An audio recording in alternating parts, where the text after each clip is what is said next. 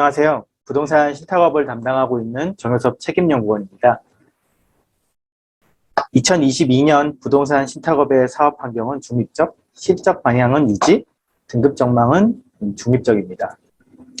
2021년 부동산 신탁사는 신규 수주가 크게 확대되면서 이익 규모가 크게 확대되었습니다. 2021년 상반기 신규 수주는 1조 원으로 전년 동기 대비 72% 증가하였습니다. 신규 수주 확대로 순이익이 증가하였으나 대손 비용과 판관비 부담이 지속되면서 영업순이익률은 전년 동기 수준을 유지하였습니다. 요주 이하 자산 비율은 분양 경기 개선으로 하락 추세를 보이고 있습니다. 다만 장기 미분양 산업이 적체되면서 고정 이하 자산 비율은 40%대로 여전히 높은 수준입니다. 분양 실적 개선으로 신탁 개정 대여금이 큰 폭으로 감소하면서 부채 비율이 하락하고 있습니다. 반면 유가증권 투자 확대로 영업용 순자본 비율은 저하 추세를 보이고 있습니다. 2022년 부동산 신탁업의 사업 환경은 중립적일 전망입니다. 주택시장은 입주 물량 감소와 전월세 가격 상승으로 매매 가격 상승이 지속되겠으나 금리 인상과 규제 강화로 상승폭 자체는 줄어들 것으로 예상됩니다. 한편 비우호적인 공급 여건이 지속되면서 공급 확대는 제한적인 수준일 것으로 예상됩니다. 비주택 시장도 아파트 대체 수요에 힘입어서 양호한 분양 실적이 예상됩니다. 다만 비주택 시장이 과열될 경우 정부가 규제 카드를 꺼낼 수 있고 DSR 규제 강화가 비주택 대출에 영향을 미칠 수 있어서, 그리고 최근 오피스텔 등의 고분양가 추세로 수요에 영향을 미칠 수 있는 점도 모니터링이 필요합니다.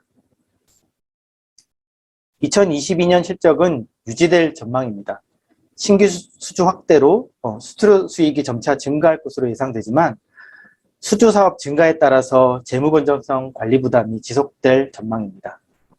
수주 사업 증가로 차입형 토지 신탁 관련 자금 투입 부담이 확대되고 책존 확약 관토신 관련 우발부채 관리 부담이 가중될 것으로 예상됩니다. 최근 수년간 지속된 주력사업 유형별 실적 차별화 추세는 마무리될 것으로 예상됩니다.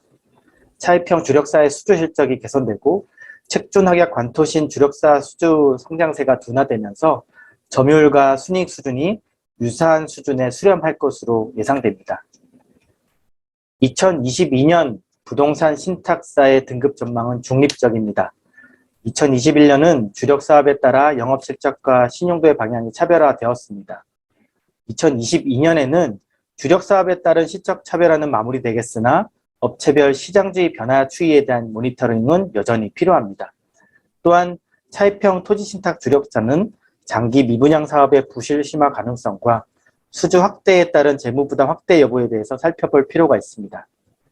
책존 확약 관토신 주력사는 우발부채 확대에 따른 재무 건전성 관리 부담 추이에 대한 모니터링이 필요한 것으로 판단됩니다.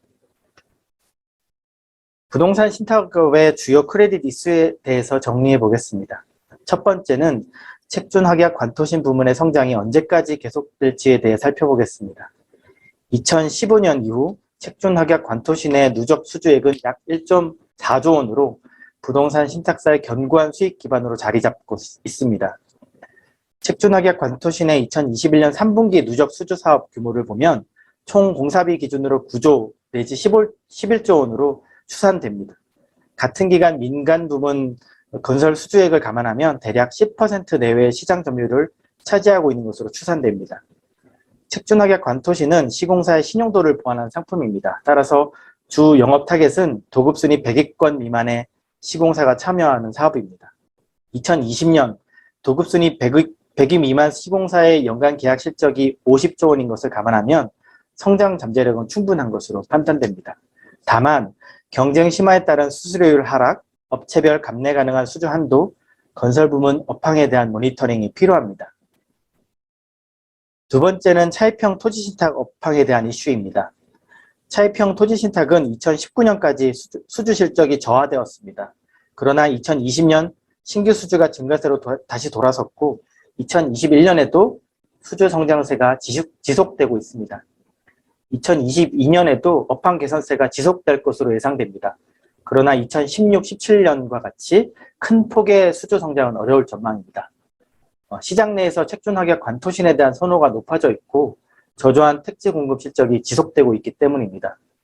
주택부문 규제가 누적되어 있고 비주택 주거시설 수요가 확대되는 환경 변화에 대해서도 대응이 필요한 시점입니다. 또한 타입형 토지신탁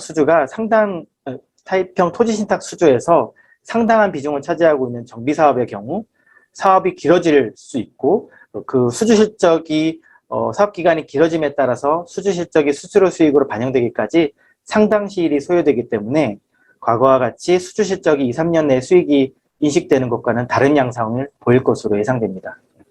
마지막으로 2019년 신규 인가를 받은 증권계열 3개사에 대해서 살펴보겠습니다. 증권계열 3개사는 2021년 연간 기준으로 수익이익을 시현할 것으로 예상되고 수주 실적도 3분기 누적 기준으로 이미 전년 실적을 넘어서면서 양호한 성장세를 지속하고 있습니다. 과거 신규 인가 사례와 비교해보면 빠른 성장세를 나타낼 것으로 예상됩니다. 수익성이 높은 책준합약 관토신을 주력 사업으로 영위하고 있고 2021년 중 유상증자와 차입형 토지신탁 영업 개시로 2022년에는 적극적인 사업 확대가 예상되기 때문입니다.